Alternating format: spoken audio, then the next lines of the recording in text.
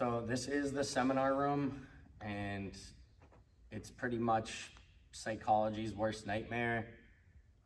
They were able to take all of us youth where they were already controlling all of our behaviors, all of our communication, any interpersonal contact and touch was rigidly controlled throughout all of our days. And then every 6 weeks, there's an opportunity to get closer to home by having to either share true or false vulnerable moments in your life that involve trauma.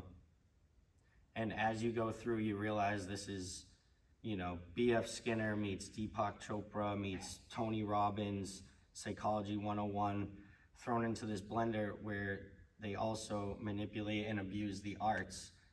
And it's really unfortunate because you go from a 24-hour seminar in orientation to a 48-hour seminar, discovery, to a 72-hour seminar, focus.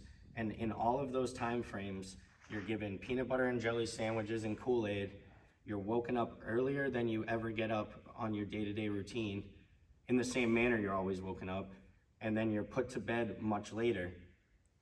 So on this third seminar focus, they have a stretch routine where they're utilizing a Richard Marx song, I'm Ready to Fly, on the back end of this misuse of theater, the arts, and music, where they issue you a song to perform in front of everyone in this vulnerable way that usually involved cross-dressing or involved an exact opposite of your image back home. Whether if you were a tomboy, they're glamming up, they're forcing makeup therapy in these small concentrated seminars.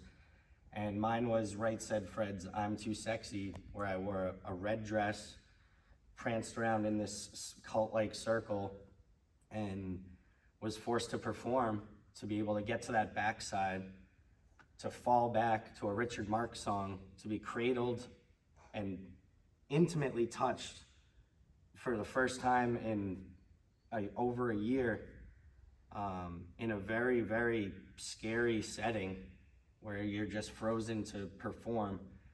And I think misusing theater, misusing the arts, misusing music, it takes away from the ability to use those in a therapeutic setting as you age, as you create experiences, as you create interpersonal connections with people.